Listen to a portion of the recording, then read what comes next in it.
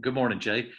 Tell me a little bit about how this point guard battle is going. I know you've talked about it a little bit, but how are those two guys doing day in and day out?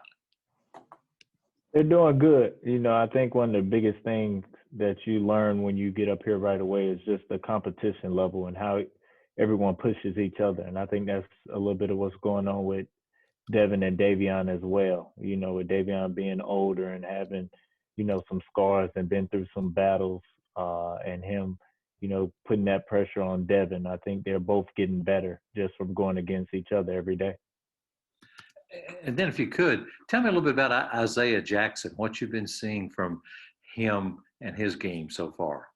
I mean, he is a special, special shot blocker. I think he is probably one of the ones that's going to surprise a lot of people this season. Just how he's been playing and his development from the last time I saw him, and where he is today. I think he's a name that people will start to talk about and mention as we start playing games. All right, we're going to go with John Hale with the Courier Journal, and then Derrick Terry. I'll come to you next. Hey, Jay, I'm curious, just what for you is different in the role you're in now as one of the three full-time assistants versus the job that you were hired for a couple months ago? For me, not really a lot has initially changed. It's some stuff that is a little bit different, but, with some of the COVID rules and the stuff that was going on, I was on the court before as well. And I think a little bit of it is just more so on the recruiting front, just some of the stuff I'm able to do now, like initiate phone calls, is just a big part of it. And then on the recruiting, how much did the performance in the NBA bubble from Kentucky's guys make an impact? We've heard from some recruits who said that really resonated with them as you've been talking to these guys. Do you feel like that has given you all a big leg up? It's been huge. I think with the bubble is the one thing that could really put a spotlight on us here at Kentucky is just the production rate of when they get there and how early they are able to perform. And, a lot of that comes from being here for that year, with the environment they're put in, the coaching and how Coach Cal coaches them and just everything they go through. It really prepares you for that. And when you get there, you're able to perform, and that's how you're able to stay for a long time. All right, we'll go with Derrick Terry with the Cat's Paws, and Jerry, I'll come to you. They staying with the staff question, with Cal kind of reshuffling everything, making more specific roles for everybody. As a coach, I guess, just how much do you like that, and how much of an advantage is it for maybe everybody on a staff to have a little bit more of a narrowed approach? It's great. And, one thing about Cal is he's always been innovative. And I think this is just another way for him to show that. And I think a big part of it is, what he had in mind and what he wanted to do with the staff. And I think it's a great idea. And it's something that will benefit us for years to come. I think if he keeps it this way, but I think with him shuffling around and what he's doing, and who knows, it could get reshuffled or whatever he wants to do. He's the boss, so whatever he wants to do is what we're going to do. So that's a big part of it too. But I think it's good that he tells people exactly what they want and what he wants from them. All right, we'll go with Jerry Chip, the Lexington Herald leader, and then Kyle Tucker, you'll be next. Yeah, Jay, I'm hoping you can elaborate a little on the shuffle and how exactly that can be beneficial for years to come, as you say. Because I think he has a vision, and I think with the landscape of college basketball changing, the landscape of recruiting changing, I think you have to, like he kind of said, you have to stay ahead of it. So if we want to stay the best at what we're doing and want Kentucky to be the best, then we have to stay ahead of the curve. A lot of stuff is coming down the pipe, whether it's name, image, and likeness or the transfer rules. So you have to be able to adjust and know that you have certain people that are attacking certain areas of what you're trying to accomplish. So was it more of a specifying or better defining what each person will do? Yeah, and I think it was a little bit of also putting people in their areas that they're really good at, and I think one of the things that people underestimate is Coach Barbie. Tony is a great coach.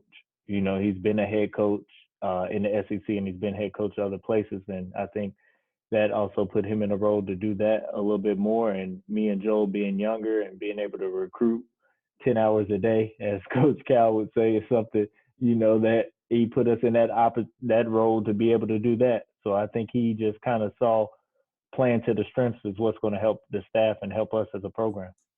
All right, next up, we'll go with Kyle Tucker at the Athletic, and then Gary Graves, you're next.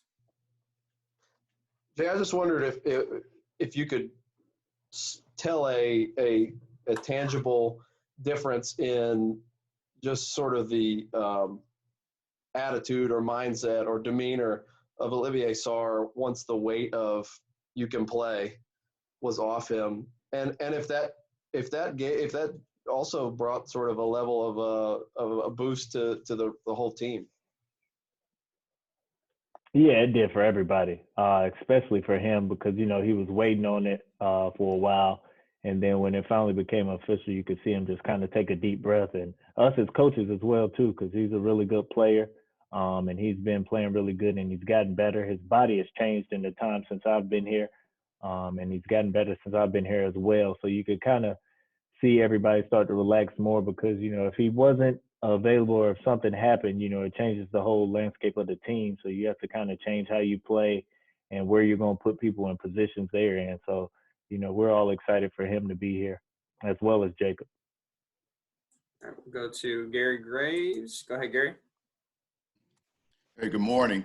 I guess with all the new faces on this roster, how much has it helped to have guys like Olivier and Davian to provide that leadership and experience with the younger guys, and where have you kind of seen that play out in their influence? It just played out in them getting the guys ready for practice. That's one of the biggest things. When you have younger kids and younger teams, some of the stuff from high school takes a while to get rid of. And that's the one thing I don't know how this staff and how Coach Cal has done this for so long with coaching so many freshmen and underclassmen every year. It is something completely different than what I have been used to. But I think the one thing that those two have done is just been able to kind of add that sense of seriousness, if that's the right word, to getting prepared for practice and what we're trying to do and what we're trying to accomplish for that day. Thanks. And next up, we're going to go with Matt with College Basketball Review. Yeah, you had a great track record of developing bigs at Texas, but how will you look to continue that with a relatively young front court at Kentucky? It's a lot of it is just spending time and getting them to realize, what they're trying to do. As a big, most bigs and some guards too are kind of caught in between not wanting to be a big and wanting to be on the perimeter. And, you're trying to get them to just understand what is your strength and what can you do. And I think the biggest thing is just through time spent in the gym, if it's watching film and just stuff like that, I think is what kind of gets them to understand, there is an avenue and there is a role for big still. You don't have to want to pick and pop and shoot threes. If you're good at something, do what you do best a lot, and then you build off of that. All right, we're going to start circling back some follow-ups. We'll go with John Hale, and then Jerry, I'll come back to you. Jay, you mentioned all the changes that are coming to recruiting in basketball probably in the next year. With the transfer rule in particular, how do you all get out ahead of that? How do you plan for basically anybody being available next year or your own players transferring? How do you deal with that uncertainty right now? It's difficult right now. We're still trying to figure that part of it out because, it's hard because you don't want to tamper or be in communication with anybody when they're playing for someone else or any other team. So it's really just wait and see type mode. And you kind of have to pay attention to what's going on everywhere, and then just see what happened after the season over and who comes available and stuff like that. So you just kind of have to keep an eye and a pulse on all of college basketball to kind of see what's going on out there and who's performing well and what conferences and stuff like that. All right, we'll go to Jerry, and then Kyle, I'll come back to you. Jay, what was your reaction to Kentucky playing Texas in the challenge? I was just kind of shook my head, I said, I'll be excited to see everybody down there. I still keep in contact with a lot of the players and the staff and stuff like that. And, I was telling some of the people here, they have a really good team. They should be, they have a Final Four team as well. I think we do have a good team here too. So I think it'll be a really good game. And how would you compare, Jay? I think of Texas as a quote unquote football school, and I think of Kentucky as a quote unquote basketball school. You're in a position to sort of compare. How does it play in your mind? It's definitely as you put it. That's nothing against Texas or anything, but football is king down there, and in every aspect in high school, middle school, and everything. And just being up here in Kentucky and interacting with people, you understand how big basketball is. Just not the University of Kentucky, but even high school basketball, how they talk about it and know all the players and stuff like that. So it's very refreshing when you're a basketball person to be at a basketball place. All right, Kyle Tucker, we're going to you, and then John Wong. I'll circle back. Or I'll circle to you first or next. Sorry, go ahead. I know you weren't around him last year, and I know he's not practicing right now, but just being around Keon Brooks, he's sort of the one piece of continuity for a team and even staff now that's kind of a total remake. How much value do you think is going to be there in Keon? What can he bring? What have you already seen him bring in terms of just being that continuity, being that guy that goes, oh, I know how to do this drill, or here's Cal yelling at a freshman and can explain to him, who could be the Cal translator, I guess, to some guys. Yeah, it's funny because I tease Keon all the time. Is that with him only being a sophomore, he acts like he's a senior. He just has this presence and carries himself like he's been here for 4 years already, and only been there a year. And it's funny because that's how the freshmen look at him too. They look at him like he's a senior. And the one thing I noticed about him, even not being around him last year, but can kind of see is his confidence. He has a great confidence about him right now. I think he's very confident in the work that he put in and over the summer and the time since he's been away with the COVID or anything. You can really see he's very confident in what he's been doing, and I can't wait till he's back out there. All right, John Wong, we'll go to you next. Hey, Jay. Cal put out a video the other day, and he talked about how this team has never had a bad practice. We kind of roll our eyes when we hear that because it seems like that his teams never have a bad practice. What is it about a Calipari practice that makes it so effective? The one thing that I noticed right away is two things. One, he doesn't get enough credit for how good a basketball coach he is, like a pure basketball coach. I know he's a Hall of Famer and all that, and I understand that, but he doesn't get enough credit for his basketball mind. And then the second part is he understands what he has, as in having 10 new guys, and it's probably been the same way for multiple years in a row. So he knows how to coach, and that's the one thing I'm adjusting to, because some stuff, I've been around, and at Texas we had an older team the last couple of years. So, some stuff, you kind of expect them to know and go through like that. But with freshmen, you have to coach every possession, every drill, every second. And that's the one thing that you really pick up is for him and where he is in his career, for him to still be able to do that, that is a sign of him loving what he does and loving the kids. Now, we haven't had a chance to see too many of his practices, but the ones that we have seen, he's extremely hands-on. Yep. With you being an additional teacher out there on the court, do you think that he's going to maybe relinquish the reins a little bit and let you run a few of these things? He gives us as a staff some of the, the defensive stuff and some stuff he wants to go to. But I think a big part of him being hands-on is really a big part of it being successful, because at the end of the day, there is only one head coach. And I always have been an advocate of the head coach having the biggest voice in the gym. And I think he does a really good job of that, but he also does a really good job of empowering some of the assistant coaches to do some stuff. But I think with him being very hands-on is a big part of the success here. Guys, we got about 4 minutes left here. I'll go to Larry, Jerry, and John, and then we'll see where we're at.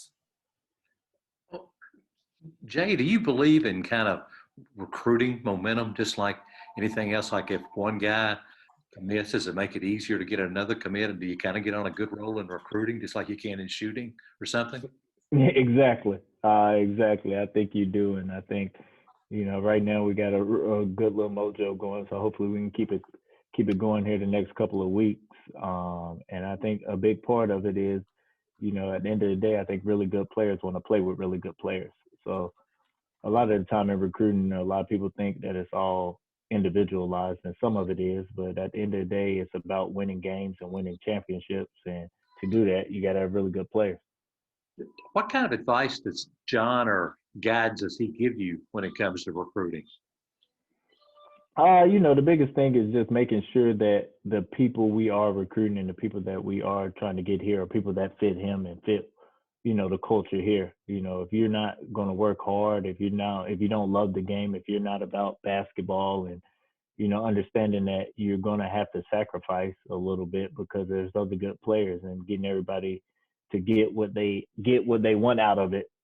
You can do that by sacrificing. And I think that's a big part of it, is understanding what type of kids will fit well with him. And when you find that, that's how you are able to win games. Actually, going to go to Austin Miller next, since he hasn't asked one yet. So, Austin, go ahead.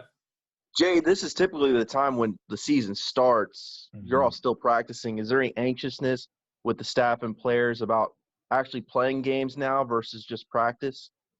Not yet. I think that'll probably come here in the next couple of weeks as we get closer to the first game. But we've done a good job. At least Coach has a structure in practice where they're able to get up and down and play a lot of 5-on-5.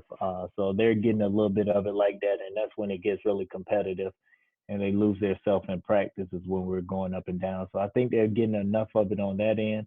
I think in the next couple of weeks, as that date starts to become closer, that anxiousness will pick up a lot. All right, Jerry, we'll circle back to you for one more, and then John, let you end it off. Jay, I wonder what impression Brandon Boston has made on the coaches so far. He is a natural basketball player. I mean, he just plays the game, and he's got great size. He can really shoot. He's really good, like off the ball, coming off screens and moving without the ball, and he can play with the ball. He has good vision. He's a good basketball player. And, for him to be so slight of build, he never looks like he's getting, like, physically manhandled, if that's the best word. He plays with a kind of a slim strength and he's got a good quick twitch to him. So, you can never really touch him because he's already past you. So, I think a part of him is he's got everything there. It's just continuing to create habits within his game that help him carry over all the way through the season. And also about Zan Payne. I wonder, we've been waiting for more than a year now. Where is he at, do you think, in terms of contributing, and how could he contribute? Zan's coming along. I think he had, I don't know how long ago that knee injury was. I think in high school, his senior year.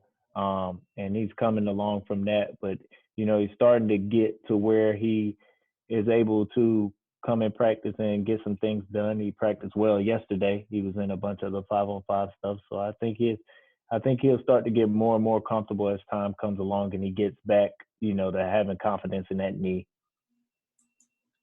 All right, we'll end it off with John Hale.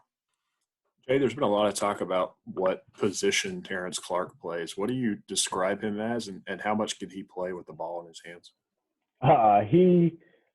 It's funny, him and BJ can play, with the ball. They can play without the ball.